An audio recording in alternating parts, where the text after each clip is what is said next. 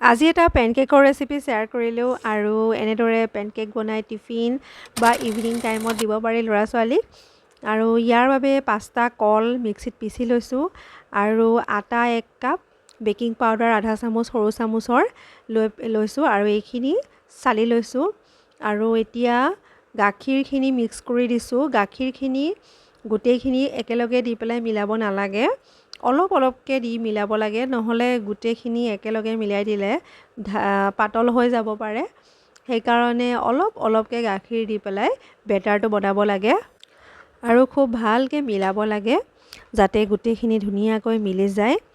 আৰু এয়া অলপ অলপকৈ গাখীৰ দি মই মিলাই লৈছোঁ আৰু এয়া বেটাৰটো ৰেডি হৈ গৈছে। আৰু বেটাৰটো কেকৰ যিটো বেটাৰ হয় সেই তেনেকুৱা হ'ব লাগে।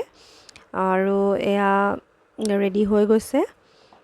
আৰু এতিয়া ইয়াতে মই চেনি দিয়া নাই, 1 চামুচ মৌ দিছোঁ আৰু মৌখিনি দি পেলাই সেইখিনিও মিলাই লৈছোঁ। এতিয়া এখন পেনত অলপমান তেল দিছোঁ, বহুত তেল দিব নালাগে, মাত্ৰ অলপমান তেল দিব লাগে যাতে তলত লাগি নধৰে। তাৰপিছতে বেটাৰটোৰ পৰা 1 চামুচকৈ সৰু সৰুকৈ মই বনাইছোঁ আৰু এয়া হৈছেই। ওপৰত যেতিয়া জালি জালি নিচিনা আহে, জালি নিচিনা আহিলেই পেনকেকটো লুটিয়াব পৰা হৈ যায় আৰু দুটা ছাইড খুব ভালকৈ কালাৰটো আহি যায় ধুনীয়াকৈ। আৰু ইয়াৰ কালাৰটো আহি গৈছে পেনকেকৰ। এতিয়া মই আটাইখিনিৰে আৰু পেনকেক বনাই লৈছোঁ আৰু এয়া ধুনীয়া কালাৰ এটা আহি গৈছে পেনকেকৰ।